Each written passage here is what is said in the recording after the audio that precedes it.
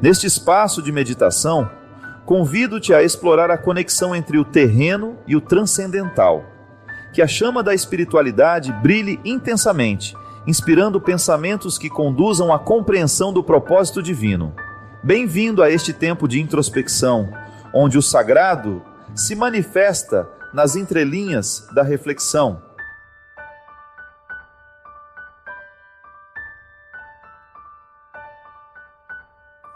Eu já senti isso na minha vida, você já deve ter sentido com certeza.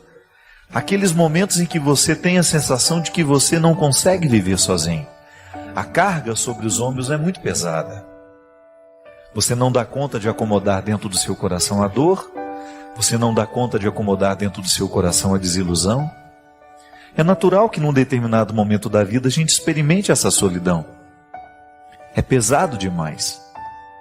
Mas também a gente sabe que, graças a Deus, nós, em algum momento da vida, também descobrimos que, por mais que a gente se sinta só, a gente não está. Porque é naquele momento em que a gente vai se recordar das pessoas que fazem parte de nós, daquelas pessoas que verdadeiramente participam da nossa vida, dos amigos mais próximos, dos familiares com quem nós temos vínculos. Não basta ser parente, a gente já falou isso aqui, né? Tem que ter vínculo. Aquela pessoa que no momento da sua dor, ela lhe vem no coração. Você sabe que você pode contar com ela. Isso é ação histórica de Deus, minha gente. Quando pela força de um coração que sabe nos ouvir, quando pela força de uma pessoa que sabe estar do nosso lado no momento da nossa fraqueza, a gente se sente um pouquinho mais encorajado para viver o momento da dificuldade. E é nesta hora que vai valer o vínculo que a gente cultivou. A gente sabe que nós temos muitos relacionamentos, mas de vez em quando Deus nos dá a graça de ultrapassar os territórios convencionais. Aquela pessoa deixa de ser apenas mais uma conhecida e se transforma numa pessoa da sua confiança. Eu não me canso de dizer isso. A maior riqueza que verdadeiramente nós podemos ter nessa vida, minha gente, é a confiança. Você confiar em alguém, isso é muito precioso. Porque a confiança retira esse sentimento de solidão. A confiança nos devolve coisas preciosas que a vida nos retira. Quando você sabe que você pode contar com aquela pessoa, que ela é fiel. Confiança é aquela abertura que você faz da sua vida e você permite que outras pessoas entrem e que elas tenham autoridade sobre você. Quanto mais a gente está convertido, quanto mais a gente tem essa experiência humana de amar e ser amado, maior é a oportunidade que Deus tem de agir em nós. Por um fato muito simples, Deus passa pela ação do outro na minha vida. Quando eu tenho relacionamentos de qualidade, eu experimento na minha vida a força de Deus agindo em mim através daquelas pessoas. Como? Através de um conselho que eu recebo, de uma chamada de atenção que eu recebo. Só quem nos ama vai querer nos abrir os olhos, para a gente perceber aquilo que em nós precisa ser modificado. A gente só pode dar ouvido às pessoas que nos amam de verdade por causa disso. Só elas estão verdadeiramente comprometidas com o nosso crescimento, com a nossa felicidade. Por isso é importante a gente descobrir quais são essas pessoas que verdadeiramente são voz de Deus na nossa vida e na nossa história. São as pontes por onde Deus passa. São as pontes por onde Deus passa e nos encontra. Que às vezes Ele até passa pela ponte, mas não nos encontra. Sabe por quê? Porque a gente prefere dar mais valor à ponte do que àquele que atravessa. Deus chega na nossa vida através de uma palavra, através de um conselho bem dado, sensato, através de um olhar, através de um carinho, através de um gesto. Isto é a ação histórica de Deus. É milagre? Pode ser que seja. Mas este milagre nós provocamos. Porque somos nós que temos a oportunidade de aprofundar os relacionamentos que Deus está nos permitindo. Sair da mesmice. Chega de mesmice. Chega de ser conhecido de muita gente, mas amigo de ninguém. Se você hoje fosse pensar, para aí para pensar. Quais são os verdadeiros amigos que você tem nessa vida? Quais são as pessoas que têm autoridade afetiva sobre você? Aquelas pessoas cuja palavra tem poder nas suas decisões. Aquela pessoa cuja palavra ajuda você a encontrar o caminho. São muitas? Talvez não. E não é nenhum problema a gente chegar ao conhecimento dessa verdade. Eu tenho muitos conhecidos, mas meus amigos de verdade, com quem eu partilho a minha vida, com quem eu aprofundo as minhas questões, são poucos, mas é preciso existir. Seria muito triste se nessa noite a gente chegasse à conclusão de que nós não temos relacionamentos qualificados. Nós estamos superficiais demais.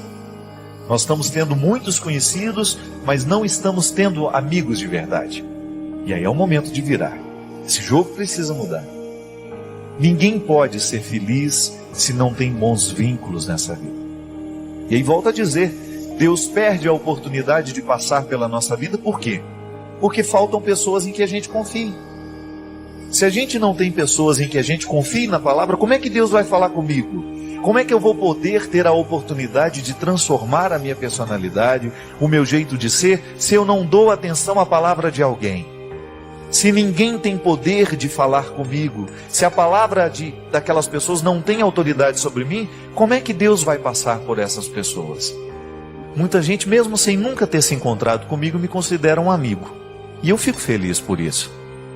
Fico feliz porque, na verdade, o nosso vínculo já nasce a partir de um elemento muito fundamental na amizade, que é confiar na palavra que o outro está me dizendo. De alguma maneira você começou a prestar atenção naquilo que eu dizia, começou a colocar crédito nisso, né?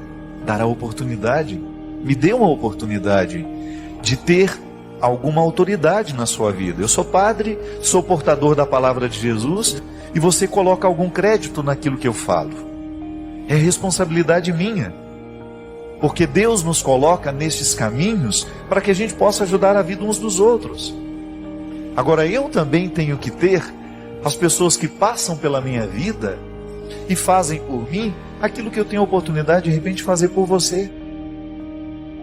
Elas chegam de todos os lados, minha gente. Deus passa pelos caminhos humanos. Deus age através de caminhos humanos. Vozes humanas são capazes de serem a voz de Deus. Amores humanos são capazes de serem o amor de Deus na nossa vida. Porque Deus precisa da história para agir. É lindo acreditar nisso. Que a reencarnação de Jesus continua acontecendo entre nós no momento em que nós nos dispomos a ser para o outro um caminho de salvação. Na correria que eu tenho, se eu não tenho os meus momentos, nessa vida corrida que eu levo, se eu não tenho o meu momento de alegria com os meus amigos, eu não dou conta de viver tudo o que eu preciso viver. Por quê? A alegria nos fortalece, minha gente. É por isso que a felicidade, a alegria, a satisfação é um combustível muito eficaz para que a gente possa ser um ser humano inteiro. Essa oportunidade pequena, miúda, que às vezes você tem de comer um sanduíche com uma pessoa que você ama, um amigo que você precisa ouvi-lo de vez em quando. O sanduíche é só uma desculpa. Ou sair para comer alguma coisa, não precisa ser nada sofisticado não. O que precisa ser sofisticado é o sentimento. Como é que foi conviver com a depressão? E qual seria a maior dor dela?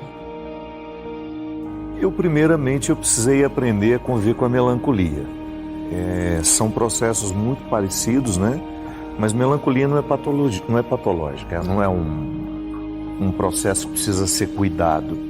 Ele precisa ser assimilado, interpretado, faz parte da minha idiosincrasia ser melancólico. Só que eu tive fases suicidas, e muitas. A melancolia, em alguns momentos, ela foi extremamente penosa para mim, porque eu não sabia interpretar aquilo. Eu só percebia que existia uma sombra na minha forma de ver o mundo. E essa sombra continua até hoje. Eu nunca fui uma pessoa naturalmente feliz. O meu olhar sempre foi mais melancólico, mais tristonho. Eu tendo a ver as coisas com mais pessimismo. Mas ao longo da minha vida eu fui interpretando isso como uma característica que não é um defeito. Não. É uma forma de ser. Mas chegou um momento em que a melancolia se tornou insuportável. E foi então que eu identifiquei que eu tinha um Muito processo presente, muito assim. presente, um processo de adoecimento, que foi um resultado de minhas escolhas. Eu sempre digo que eu acabei dando ao meu corpo um cuidado muito diferente do que me pedia a alma. Eu tinha uma rotina extremamente difícil. Cheguei a fazer quase 28 shows por mês durante muitos anos, e foi uma exposição muito maior do que eu dava conta de suportar.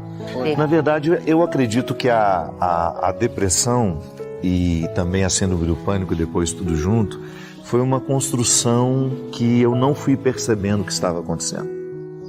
Eu tive uma irmã que teve uma morte muito dolorosa, uma situação extremamente difícil em setembro, e em julho daquele outro ano eu cheguei em Fortaleza para um show, um evento grande que a gente tem lá, um Aleluia.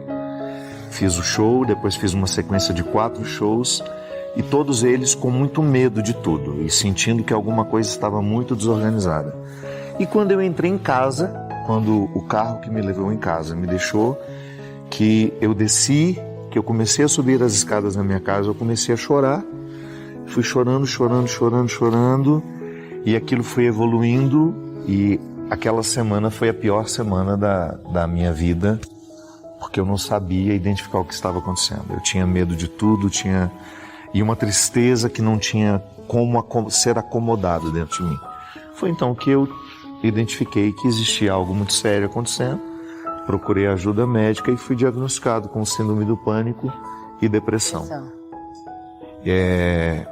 Compreendi que, da mesma forma como eu preciso tomar um remédio para o coração, para pressão alta, o cérebro também precisa ser medicado, né? A gente tem muito preconceito com remédio psiquiátrico, então a gente não pode achar que ele é um remédio de louco. Não. A depressão é um processo químico que pode ser muitas vezes despertado por um estilo de vida, ou por uma perda não elaborada, por um luto que não foi vivido. E eu tinha tudo isso. Eu tinha estilo de vida, né?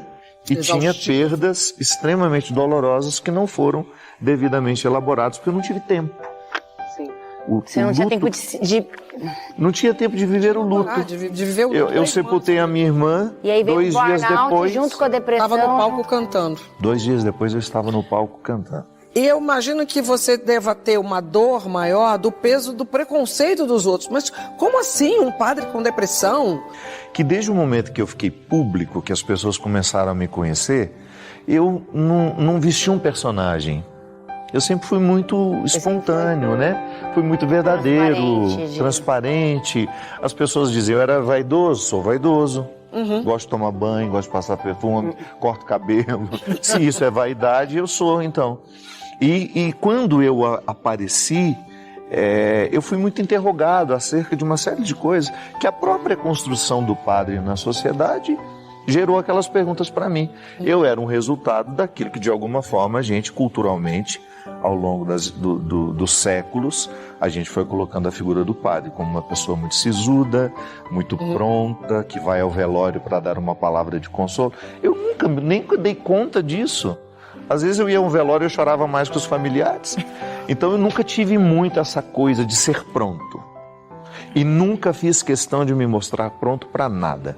Sou um homem miserável, que erro o tempo todo, e às vezes erro de forma muito cruel, faço o oposto do que eu gostaria de fazer, caio nas ciladas do meu temperamento, sou vítima do meu temperamento, sou vítima da minha falta de inteligência, da minha falta de lucidez. Então, estava tudo certo. No momento que eu precisei dizer, gente, não quero viver, eu me lembro que eu fui ao bispo, eu sou muito impetuoso, né? E a primeira coisa que eu quis foi me livrar de todas as minhas responsabilidades como padre. E o Dom Wilson me recebeu, eu chorei muito na frente dele, eu falei, eu não quero mais continuar, eu não tenho condições de continuar, eu quero morrer, eu não quero viver, então eu quero que o Senhor me dispense hoje. E ele foi muito sábio, ele falou assim, você tem todo o direito de querer desistir, de sentir tudo que você está sentindo, mas dê um tempo para que essa resposta seja mais consciente. E ele tem razão, né? Eu acho que nos extremos da alegria ou da tristeza, a gente não deveria tomar nenhuma decisão importante. Eu vi uma frase no filme do Coringa uma vez que eu achei me marcou muito, né? Que ele falava, a pior parte de ter uma doença mental é que as pessoas esperam que você haja como se você não tivesse. E isso é muito sofrido, né? Muito dolorido. E você falou sobre tristeza e depressão. Eu vi uma coisa migrando, assim, né? Porque a tristeza, existe um motivo para você estar triste, né? Você sabe por que você está triste. Então, você entende, você sofre por aquilo e vai sempre ali revisitando aquele motivo. A depressão é a tristeza que se instaura, né? A tristeza que chega e fica e se aposta e começa a te impedir de fazer as coisas. Eu vi uma vez um depoimento de uma menina em depressão que ela falou, eu não tenho desejo de tirar a minha vida. Eu tenho desejo de nunca ter existido. E isso foi muito profundo para mim. No livro do Desassossego, do Fernando Pessoa, ele fala também, se o coração pudesse pensar, ele pararia. Então... Mas, Larissa, isso que você está dizendo é muito confuso na cabeça das pessoas. Sim. Às vezes a gente quer medicar a tristeza, mas não sabe medicar a depressão. Sim. Tristeza não tem que ser medicada. Isso. Tristeza faz parte da vida. É processo inerente da condição humana. Eu me entristeço, todo dia não, mas de vez em quando eu me entristeço. E eu não preciso tomar um remédio para isso. Exato. Mas quando você percebe que a tristeza, ela se estende, ela não passa, ela já virou quase que uma rotina para você, então está na hora de pedir ajuda. Este aspecto que você salienta é um impeditivo para muitas pessoas reconhecerem que tem depressão. Porque é como se fosse uma coisa anulando outra. Ah, mas eu sou uma pessoa de fé, eu não posso ter depressão. A gente precisa saber diferenciar as coisas. Sim, a pessoa que tem fé também tem depressão. A fé não me impede de passar pelos processos humanos, pelos desequilíbrios humanos que nós construímos. A fé, ela pode me ajudar a superar. E é interessante porque isso, dentro de nós, na nossa experiência de autoconhecimento, é fundamental para a qualidade da vida.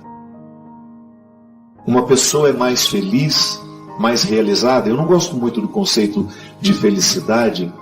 Ele muitas vezes está associado a uma visão fútil, pobre. Pessoa feliz é aquela que não tem problemas, é aquela que tem uma vida maravilhosa. E a gente vê essa vida maravilhosa a partir do Instagram, das redes sociais, por aquilo que ela posta. Não, esqueça isso. Compreenda a felicidade como uma satisfação particular, íntima, que lhe dá o direito de deitar a cabeça no seu travesseiro toda noite e dormir sabendo que você foi quem você poderia ter sido. Até mesmo porque para você identificar o que você está vendo de fora, você precisa, num primeiro momento, enxergar a sua forma de ver o mundo. O mundo tem um filtro que eu coloco nos meus olhos. Então, toda vez que eu quiser interpretar uma grande realidade que está fora de mim, inevitavelmente eu sou jogado para dentro da minha história. É a oportunidade que eu vou ter de entrar nos quartos escuros dessa casa que eu sou. Eu gosto muito dessa metáfora. Eu sou uma casa. E há cômodos da minha história que o adulto nunca mais entrou.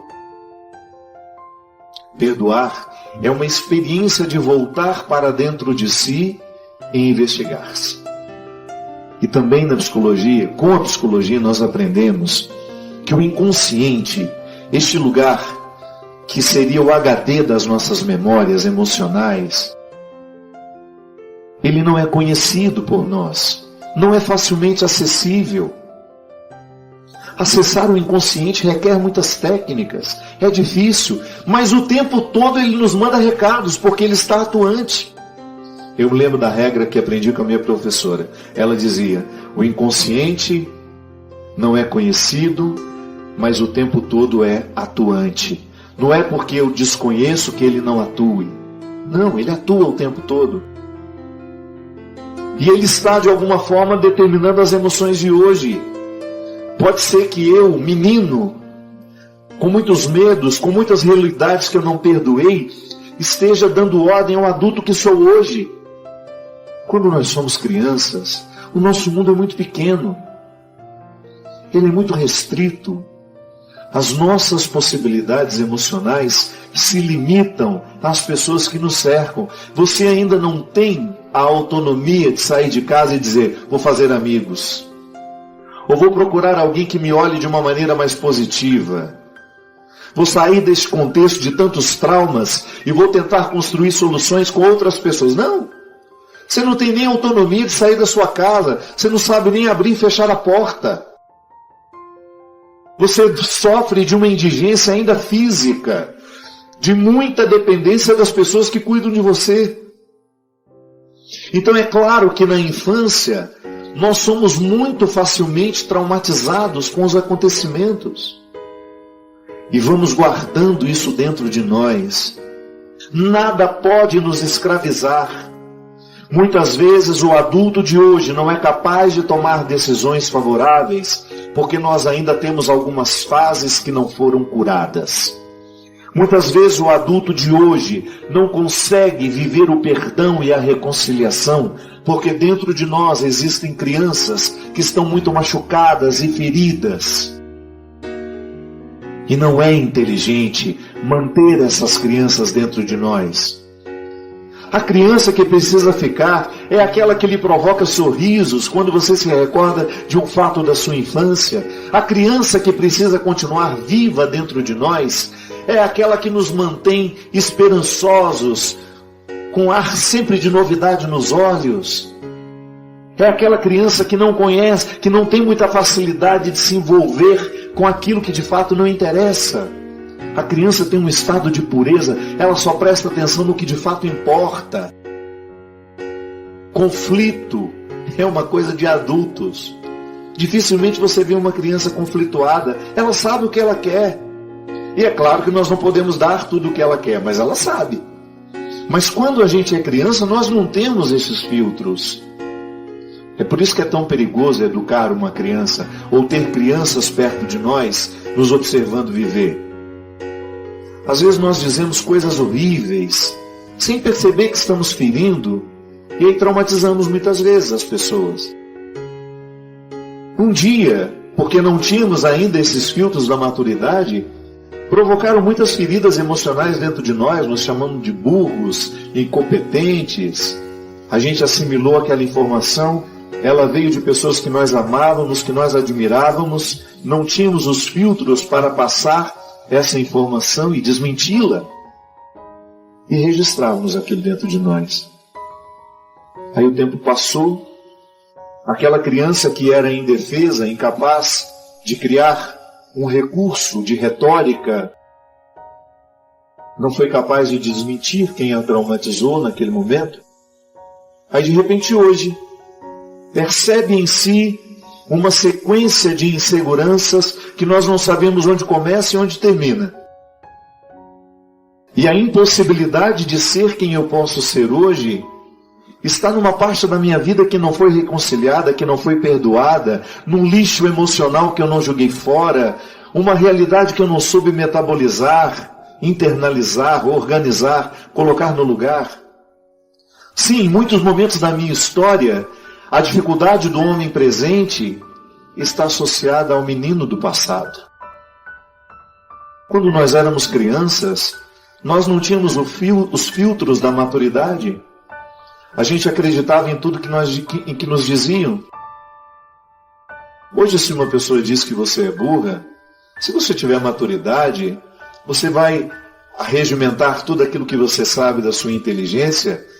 E a fala do outro é apenas uma opinião, que pode lhe determinar a medida da sua imaturidade, à medida em que você for imaturo. Mas se você tiver uma maturidade, se você sabe que você é inteligente, que você tem competências, a acusação do outro vai soar apenas, pode até lhe magoar, lhe deixar chateado, mas não é determinante. Você tem um filtro por onde essa fala passa e não demora muito em você.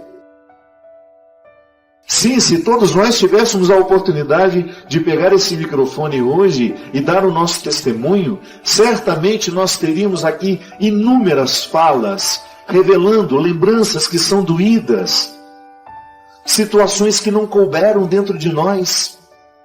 Eu preciso de um terapeuta para poder conhecer essas fases que em mim precisam ser perdoadas? Pode ser que sim. Mas não deixe tudo nas mãos do terapeuta.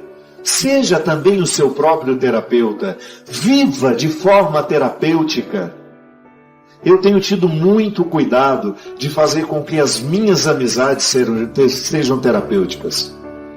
Sim, eu quero ter pessoas que me ajudem a chegar à minha verdade. Eu não quero ter pessoas que me alienem ainda mais do que eu já sou. Eu quero ter pessoas ao meu lado que me façam ter coragem de olhar que para mim é o mais vergonhoso. Eu tenho que ter pessoas que me ajudam a me reconciliar com os meus fracassos, a ter uma lida mais saudável com essas idades da vida que tantas vezes me impedem de viver o perdão, de viver a reconciliação e de achar a nova versão que eu posso ter de mim. A experiência do perdão, ela é muito difícil por isso. Só é possível perdoar quando há a autoridade do conhecimento. Simplifique isso. Você tem uma mágoa contra uma pessoa. Às vezes aquela mágoa foi causada por um momento difícil que você viveu com aquela pessoa. E você estava tão refém de si mesmo que você foi incapaz de perceber que aquela pessoa não teve a intenção, ou se ela aparentemente estava mal intencionada, não era inteligente da sua parte guardar aquela ofensa, guardar aquele rancor, porque você estava naquele momento, ao guardar aquela mágoa, escolhendo a pior parte da vida. Que você poderia muito bem dizer, eu não perdoo porque eu tenho motivo para não perdoar. Isso é uma forma irracional de compreender a ofensa. Isso é uma forma de você continuar dando autoridade àquele que lhe ofendeu. Porque enquanto você não perdoa, o que você está fazendo é dando autoridade a quem lhe ofendeu. Continua ferroando, continua machucando. O perdão, ele tem o poder de nos libertar disso. Não significa que você vai retomar a amizade com aquela pessoa. Não significa que você vai abrir um novo espaço na sua vida para ela. Não. Existem situações que mostram exatamente as pessoas que devem estar com você e as que não devem estar com você. Mas o fato é que até quem não deve estar com você, você precisa ter autoridade sobre este fato. E a melhor forma de ter autoridade sobre o fato é perdoando, é dizendo, olha, não precisamos continuar juntos, mas aqui não há mágoa. Se eu me encontrar com você, vou lhe tratar muito bem. Não quererei o seu mal. Farei de tudo para que você não entre na lista daquelas pessoas que eu tenho o péssimo hábito de maldizer. Te colocarei dentro de mim de um modo a me ensinar. Olha, aquela pessoa foi tão cruel comigo, mas eu aprendi com ela. Isso é perdoar. É porque às vezes nós não temos muito conhecimento disso e às vezes precisamos pagar terapeutas para a gente aprender essas regras. Aquilo que você está vendo de mim hoje é apenas um ser obedecendo a um outro ou a muitos outros que eu já fui e que não estão resolvidos dentro de mim.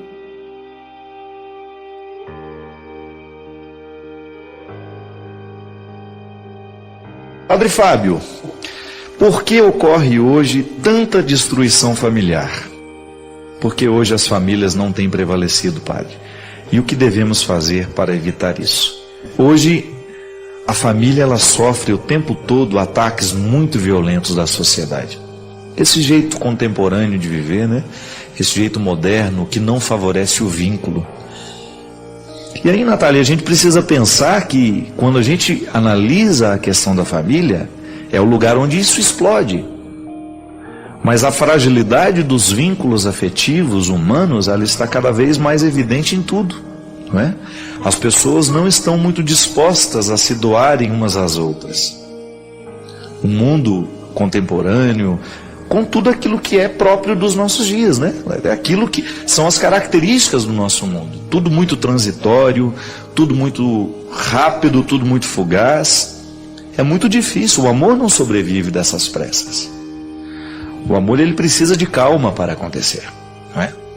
Pode até se apaixonar rapidamente, mas a paixão dura um tempo e depois da paixão, a paixão é apenas a antessala do amor. O amor é aquele sentimento que a gente nutre uns pelos outros, que nos dá estabilidade mesmo. Ele exige tempo, ele exige fidelidade. E hoje, neste mundo de tantas possibilidades, essa fidelidade tem sido muito ameaçada, tem sido muito difícil ser fiel nos dias de hoje. Por quê? Porque nós somos estimulados o tempo todo para novidades. Isso é característica dos dias de hoje. Há uma frase de Karl Marx, né, o marxista, que nós não comungamos das mesmas ideias, mas ele tem uma frase muito interessante quando ele fez a análise da sociedade moderna, né, no tempo dele. Hoje nós já estamos numa sociedade pós-moderna, digamos assim. Qual que é a diferença do moderno para o pós-moderno? No moderno, nós achávamos que a razão já tinha solucionado todos os problemas da humanidade. E hoje, na pós-modernidade, não. Nós já assumimos que a razão não resolveu tudo. Essa é a grande diferença da modernidade para a pós-modernidade. Karl Marx dizia uma frase interessantíssima, ele dizia assim: tudo o que é sólido desmancha no ar. Isto é, todas as estruturas que até então eram sólidas, fixas, né, que davam segurança à sociedade, se desmancharam. Os poderes foram destituídos, né? Perderam as autoridades, digamos assim. Isso acaba tendo uma consequência muito séria na nossa humanidade. A antropologia muda, né? O ser humano fica outro com este tempo em que tudo se desmancha no ar. Nós vivemos inseguranças muito profundas nos dias de hoje. E engraçado, minha gente, que a gente avança, a gente evolui, a sociedade fica cada vez mais avançada, tecnologicamente falando, mas as necessidades humanas ainda são como no tempo da pedra, né? Nós ainda necessitamos as mesmas coisas. Eu ainda, por mais moderno que eu seja, por mais que eu seja evoluído, eu ainda continuo necessitado de sentimentos e cuidados afetivos rudimentares. Aí como é que a gente concilia dentro de nós essa postura moderna que nós precisamos ter, avançado, né, de estar no mundo de hoje e dar conta de lidar com tantas possibilidades e ao mesmo tempo cuidar desse coração tão rudimentar, tão cheio de necessidades básicas, né? É o grande conflito hoje. Nós vivemos numa época em que essas necessidades rudimentares e básicas humanas estão sendo cada vez mais negligenciadas. Por quê? Por causa da fragilidade dos laços humanos. Em outros tempos, as pessoas pensavam 2, 3 vezes antes de se separarem, antes de darem fim ao casamento. Hoje não. Porque o nosso discurso, a nossa mentalidade, nos diz que nós precisamos ter pressa para resolver as coisas e que a nossa felicidade é urgente. Eu acredito mesmo que a felicidade é urgente. Mas essa urgência de ser feliz não pode nos retirar o bom senso de analisar as nossas escolhas. Então, tudo aquilo que hoje pode ser uma facilidade, pode se voltar terrivelmente contra nós. Então hoje a família sofre demais por causa disso, porque os seres humanos que constituem este núcleo familiar estão cada vez mais impossibilitados de viverem os laços definitivos. Porque para viver um laço definitivo precisa ter muita maturidade. E maturidade significa saber sofrer do jeito certo para que a gente possa fazer prevalecer o valor. Então, se eu sou imaturo do ponto de vista afetivo, eu jamais vou ser capaz de me renunciar ou de fazer algum sacrifício pela pessoa que está do meu lado. Eu vou querer sempre a satisfação das minhas necessidades, eu vou querer sempre a satisfação dos meus desejos e não quero me preocupar muito com quem está do meu lado. É engraçado, né? Se a gente for analisar, onde é que a gente começou a viver esse processo de mudança? Aí a gente vai descobrir que na escola, um lugar onde a gente aprende a ser a gente também, porque não é só dentro de casa, Muita pedagogia que foi aplicada nos nossos pais, um pouco em nós que estamos aí com 30 e poucos, 40 anos, nós somos educados muitas vezes para estarmos preparados para este mundo moderno. A competitividade, perpassando as pedagogias, mas muitas vezes a solidariedade deixou de ser ensinada. O valor do vínculo, da colaboração. Como é importante, minha gente, nos dias de hoje, a gente retomar isso. Nós precisamos voltar a ensinar a solidariedade aos nossos filhos, a cooperação, a tolerância. Veja bem o que aconteceu e que está repercutindo demais na mídia, né? Aquele ataque, aquele homossexual em São Paulo, um rapaz que foi cruelmente agredido porque é homossexual. Agora você já imaginou, se o mundo continuar nesse ritmo, se nós não formos capazes de respeitar o outro, eu posso, minha gente, não concordar em absolutamente nada da maneira como o outro vive, como o outro pensa, mas eu preciso respeitá-lo. O que Jesus nos ensina antes de qualquer coisa é isso. A diferença existe no mundo e sempre existiu, vai existir, e cada vez mais essas diferenças vão ter coragem de se colocarem no mundo. Então a gente precisa ter muito cuidado para que a gente não se transforme num instrumento de ódio no mundo de hoje, justamente por causa do despreparo afetivo que nós temos. Você já imaginou agora uma pessoa ser agredida na rua por causa da opção sexual que tem? Se o mundo ficar assim? Onde é que está o nosso amor? Onde é que está o nosso respeito? E aí, minha filha, a família sofre também por causa das constantes invasões dentro da nossa casa, dos contravalores que entram dentro da nossa casa e começam a fomentar a cabeça dos nossos filhos, começa a gerar personalidade, começa a gerar jeito de ser. Quando é o início do programa, né? Quando a gente aprende que trabalhar não vale a pena, que é melhor roubar, que é melhor enganar. Gente, o que norteia uma pessoa, o que faz um ser humano ser quem é o caráter.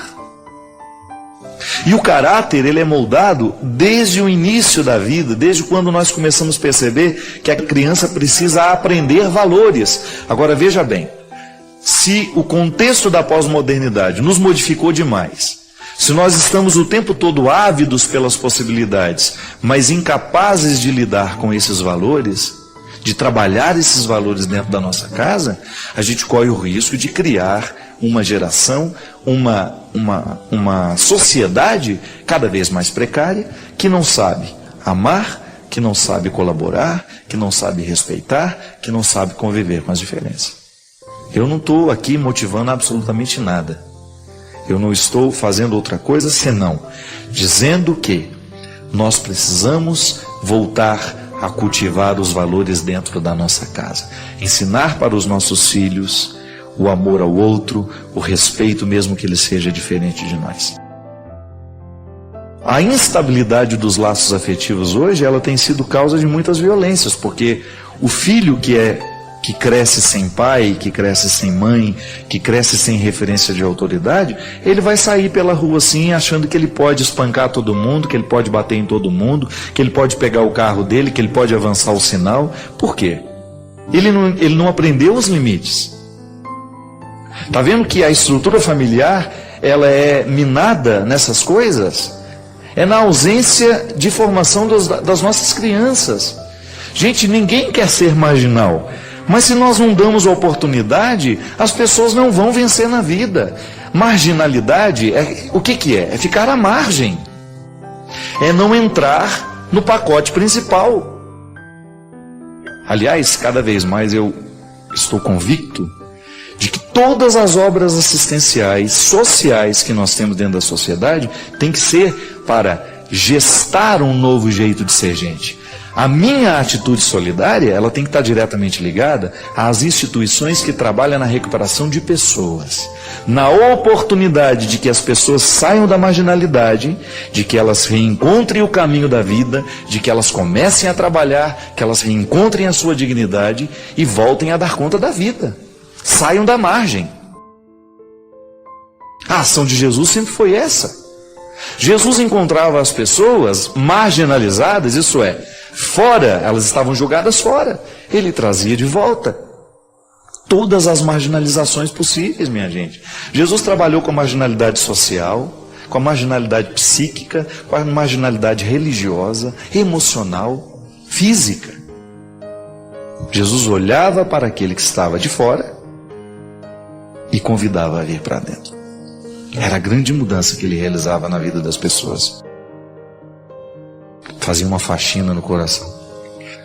Eu me recordo que a minha mãe, de vez em quando a gente contava uma mentira, ela falava assim: ah, menino, vou te passar um sabão. O que era na expressão da dona Ana e de tantas outras mães que diziam a mesma coisa? Passar um sabão, o que é? Vou dar uma lixada na sua personalidade, né? Vou dar uma limpada nessa personalidade. Não precisa esperar o sabão vir do outro.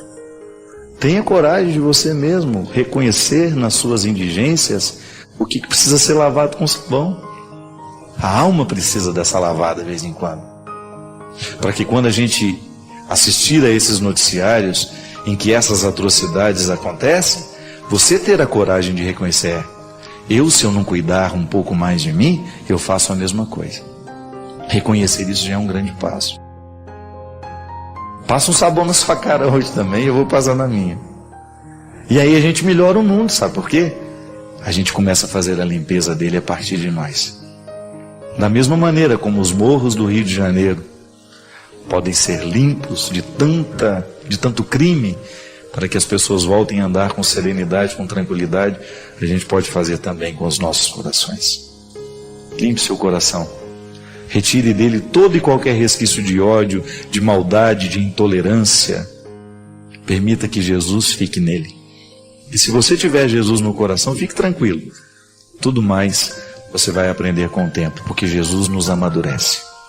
Jesus nos faz caminhar. Ter Jesus dentro do nosso coração como meta, como base do nosso caráter, é garantia de que a gente vai agir do jeito certo. Nós seremos o ser humano que o mundo precisa. Derrame sobre todos nós a bênção do Deus Todo-Poderoso, Pai, Filho e Espírito Santo. Obrigado por se juntar a nós nesta busca pelo conhecimento e pela fé. Compartilhe suas reflexões na seção de comentários, inscreva-se para mais jornadas e convide outros a se juntarem a esta aventura.